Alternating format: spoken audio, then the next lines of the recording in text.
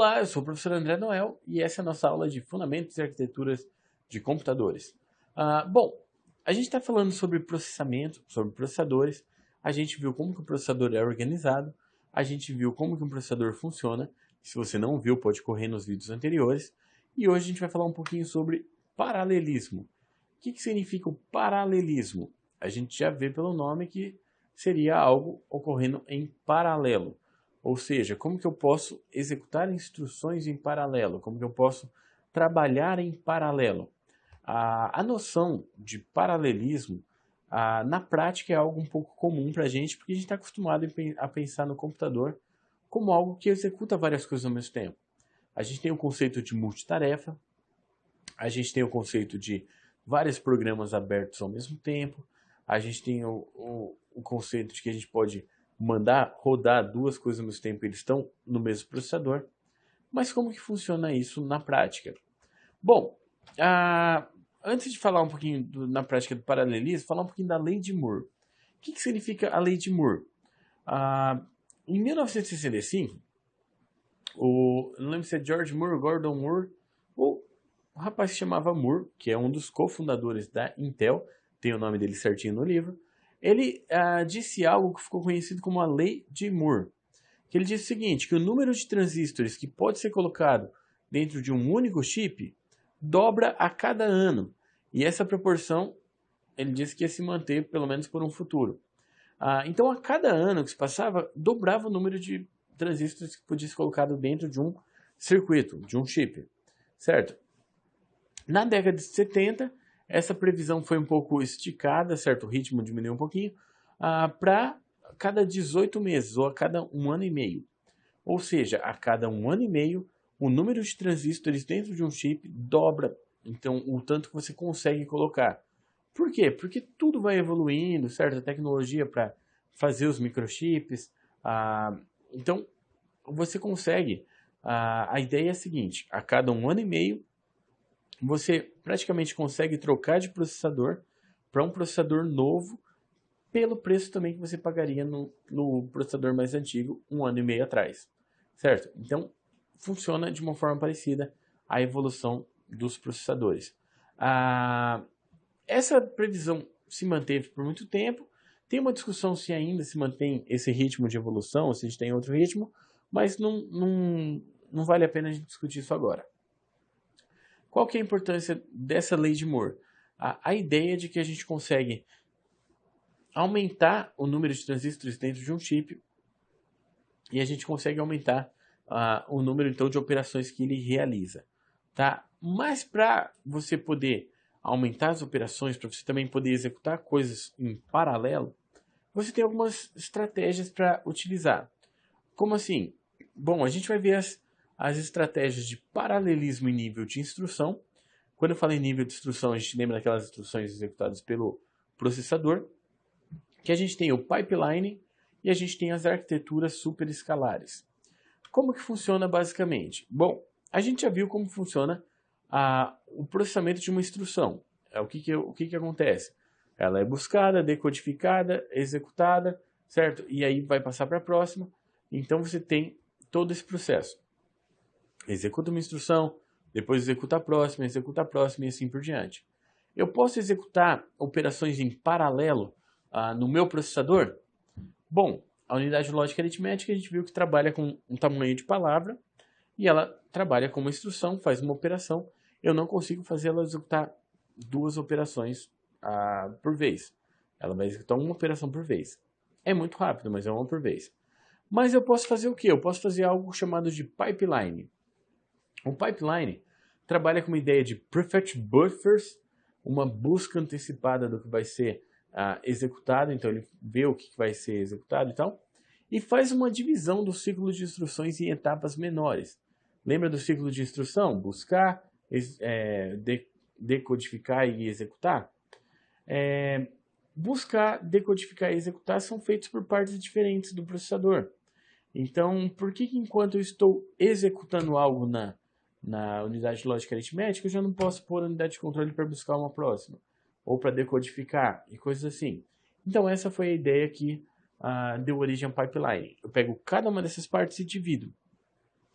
Dividindo, eu consigo fazer partes de instruções serem executadas de forma simultânea. Então, os componentes do meu processador eles não ficam ociosos. A unidade de controle ela não pega uma instrução, passa para a ULA, cruza os braços e fica olhando para a ULA.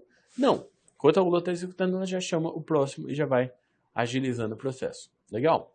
Funciona mais ou menos assim. Aqui em cima eu tenho a descrição de uma instrução. A instrução ela tem a busca, a decodificação, a execução e a parte de escrita. Então ele escreve a saída em algum lugar. Se eu separo a minha instrução nessas 4 partes, buscar, decodificar, executar e escrever, eu posso executar essas microinstruções em paralelo. Então aqui no nosso gráfico, o que a gente tem? A gente tem uma representação de pipeline de 4 estágios. O que são os 4 estágios? As 4 subdivisões da minha instrução. Buscar, decodificar, executar e escrever.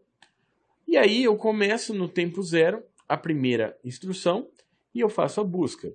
Beleza. No segundo tempo eu vou fazer a decodificação. Então a parte que faz a busca vai estar liberada. Eu posso mandar buscar uma próxima. No terceiro tempo, a minha primeira instrução vai entrar na parte de execução, lá na ULA. Então libera para eu decodificar a instrução que já foi buscada e ainda buscar uma próxima. E assim por diante. Então eu faço simultaneamente as diferentes suboperações da minha instrução. O que eu ganho com isso? Bom, eu tenho 6 instruções sendo executadas aqui no meu gráfico, 6 instruções de 4 tempos de cada uma. Quanto que dá 6 instruções de 4 tempos se elas forem executadas sequencialmente? Eu tenho 6 vezes 4, 24 tempos para executar as 6 instruções. No meu gráfico, a gente vê que intercalando aqui, otimizando em paralelo, eu preciso só de 9 tempos de ciclo para executar as 6 instruções diferentes. Então, eu tenho um ganho muito grande em paralelismo. Então, meu pipeline proporciona isso. Basicamente, ao invés de 24 ciclos, utiliza-se 9, no nosso exemplo que a gente viu. Só tem uma observação que as instruções que são executadas, elas não podem depender das anteriores. Como assim? Tem instrução que você executa, que você vai precisar da saída dela para jogar para uma próxima. Então, eu não posso intercalar instruções que uma depende da outra, e o processador tem que tomar esse cuidado. Tem que ver quais instruções são independentes e intercalar as que são independentes. Certo? Se tiver uma dependência, tem que esperar ser executado. A dependência, eu posso colocar uma outra instrução no lugar dela, até que fique liberado. Legal? Então é basicamente isso. Daí eu tenho as arquiteturas superescalares, que basicamente são processadores construídos com múltiplos pipelines independentes. Então você pega a ideia do pipeline e fala, por que eu vou usar um pipeline? Por que eu não uso vários? E aí você constrói processadores que podem usar vários pipelines. É interessante, mas demanda aumentar os recursos de hardware. Por quê? Porque você vai ter que buscar mais informação na memória ao mesmo tempo, você vai ter que gravar ao mesmo tempo e tal. Então você tem que aumentar toda a sua capacidade de transferência, capacidade. Mas a ideia é essa, você vai ter várias pipelines rodando. Então esses são os meus paralelismos em nível de instrução. Eu tenho ainda, aqui tem um exemplo de uma arquitetura superescalar com 5 unidades funcionais. Então eu tenho ali as 5 que podem executar de forma simultânea.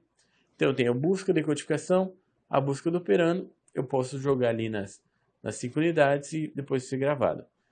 Então eu preciso otimizar também essa transferência de dados. Eu tenho ainda o que a gente chama de paralelismo de máquina. O que é o paralelismo de máquina? É eu pensar em máquinas executando ao mesmo tempo, ou processadores. Eu tenho a ideia de computadores paralelos, que eu tenho computadores que eles podem executar de forma paralela para juntar o processamento de CPUs diferentes executando. Então eu vou colocar algo para executar em paralelo. Eu tenho a ideia de multiprocessadores, que é uma ideia que a gente já está mais acostumado hoje em dia. Computador com mais de um processador ou processadores com mais de um núcleo, trabalhando como vários processadores. Qual que é a vantagem dos multiprocessadores? Eles são núcleos diferentes trabalhando, processando, mas compartilhando uma mesma memória. Então você tem a memória do computador que é compartilhada entre os múltiplos núcleos. E eu posso ter uma ideia de multicomputadores, juntar vários computadores, fazer um cluster, um sistema distribuído, só que aí eu vou ter também unidades de memórias independentes para cada computador. Eu tenho que ver como que eu vou fazer essa troca de informação entre eles, mas é possível. Tem várias ideias de multicomputadores em que você vai adicionando máquinas à medida que você precisa e você tem uma facilidade de crescer o seu sistema, porque você consegue adicionar máquinas novas ali para processar em conjunto. Legal? A gente não vai entrar em muitos detalhes do multiprocessamento ali, do paralelismo, e eu quero só fazer um comentário rápido sobre RISC e CISC. Tem no livro de vocês uma parte sobre RISC e CISC, e na leitura complementar eu coloquei lá um texto legal sobre RISC e CISC. O que são RISC e CISC? São tipos de processadores que o CISC ele é um computador com conjunto de instrução complexas e o RISC é um computador com conjunto de instruções reduzidas. A princípio, os processadores eram CISC. O que são as instruções? Você tem as instruções que o processador pode executar. E essas instruções complexas, você tinha comandos que faziam várias coisas. Então, às vezes um comando levava um ciclo, às vezes o comando levava mais, porque era um comando mais elaborado. Surgiu a ideia de criar um RISC, que é um processador com conjunto de instruções reduzidas e que segue o mesmo tempo de execução. Então, você às vezes precisa na programação mandar ele executar várias instruções RISC para fazer o mesmo que uma instrução CISC, só que tem uma vantagem de velocidade. Você consegue instruções mais rápidas, você tem um tamanho pré-definido e você consegue ganhar quando você usa essas instruções reduzidas. Só que o que acontece? Como o CISC e o RISC têm as suas vantagens, a maioria dos processadores começou a juntar as duas técnicas. Então, uma parte das instruções são executadas em RISC e uma parte das instruções executadas em CISC. Então, não tem mais por que a gente separar os processadores em RISC e CISC, porque a maioria deles já é híbrida. É interessante a gente saber que existe, saber como funciona esse conjunto de instruções, mas não tem mais aquela disputa entre qual que é melhor RISC e CISC, porque eles trabalham de uma forma conjunta hoje, de uma forma legal. Leiam o texto da leitura complementar, explica melhor essa parte, e é isso que eu tinha falado sobre RISC e CISC de uma forma bem simples. Legal? Então é isso sobre processamento, a gente vai começar a falar sobre memória no próximo vídeo. Espero vocês então no próximo vídeo. Até lá!